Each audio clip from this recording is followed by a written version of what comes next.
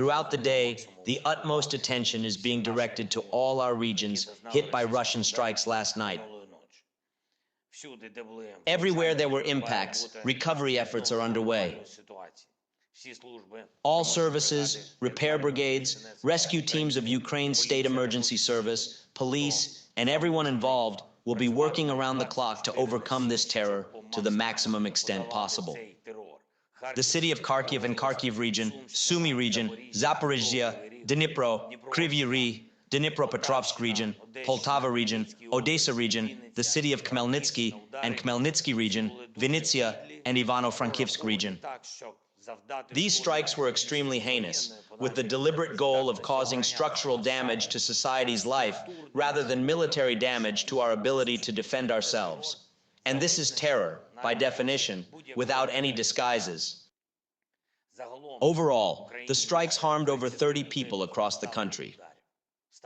As of now, 5 people have been reported killed. My condolences to their close ones.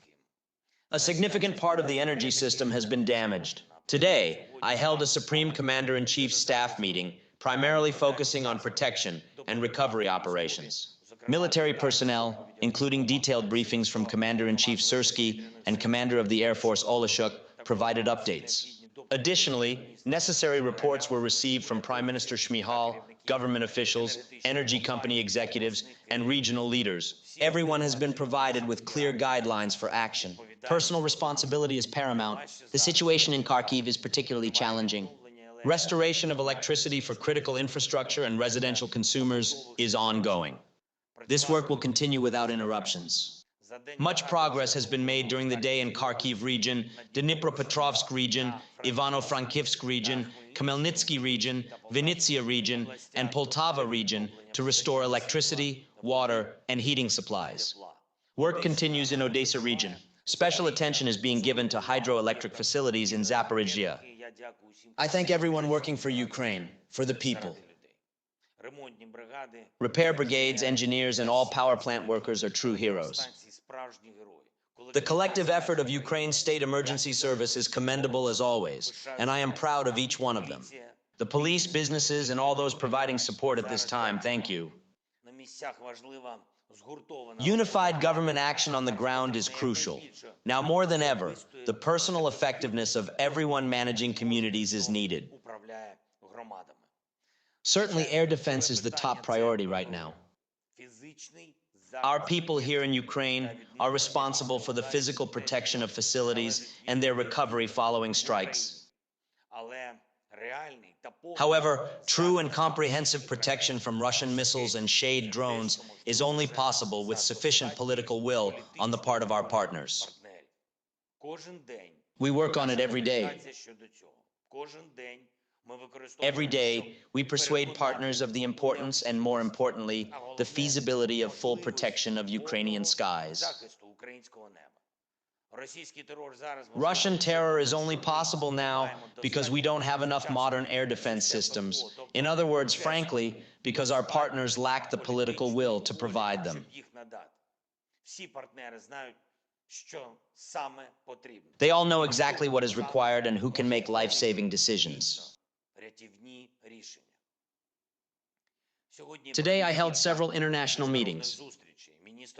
I met with the Minister of Defense of Denmark, a country that is one of our most principled partners.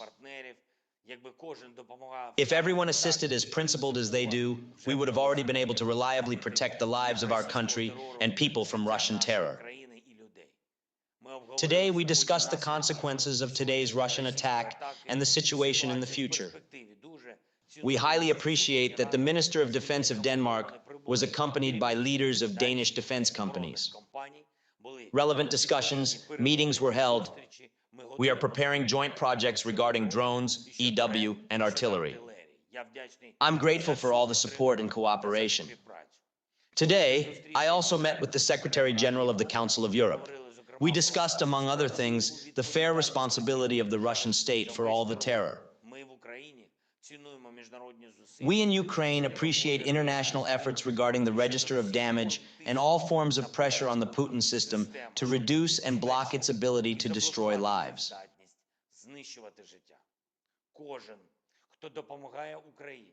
Everyone who helps Ukraine, everyone who limits Russia's terrorist and military potential is a true lifesaver.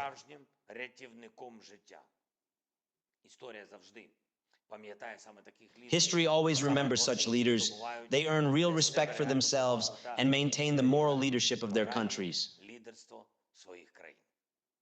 And one more thing. I want to separately acknowledge the efforts of the employees of our state emergency service who are currently working in Kharkiv and Zaporizhzhia. I'm grateful to everyone. In Kharkiv, Vitaly Yelezyev and Volodymyr Vodolazkin from the 25th Fire and Rescue Unit, Volodymyr Avramenko and Vitaly Shramko from the 34th Fire and Rescue Unit, and Vitaly Senchikin, a worker of the Central Administration of the State Emergency Service in Kharkiv region. In Zaporizhzhia, Serhiy Terentiev from the 2nd Fire and Rescue Unit, Vitaly Tubalov from the 5th Fire and Rescue Unit, Kostiantin Zhuravlyov from the 6th Fire and Rescue Unit, Oleksiy Ponomarenko from the 10th Fire and Rescue Unit, and also Ihor Shabatyuk, an employee of the Central Administration of the State Emergency Service in Zaporizhzhia region.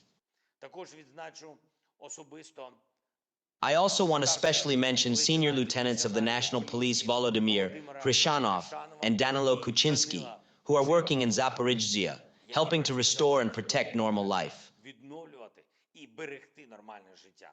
Thank you. Thank you to everyone who defends Ukraine, our people, lives, and independence. Thank you to each and every one who fights for our state and for holding Russian terrorists fully accountable for all the evil of this war. Glory to our nation. Glory to Ukraine.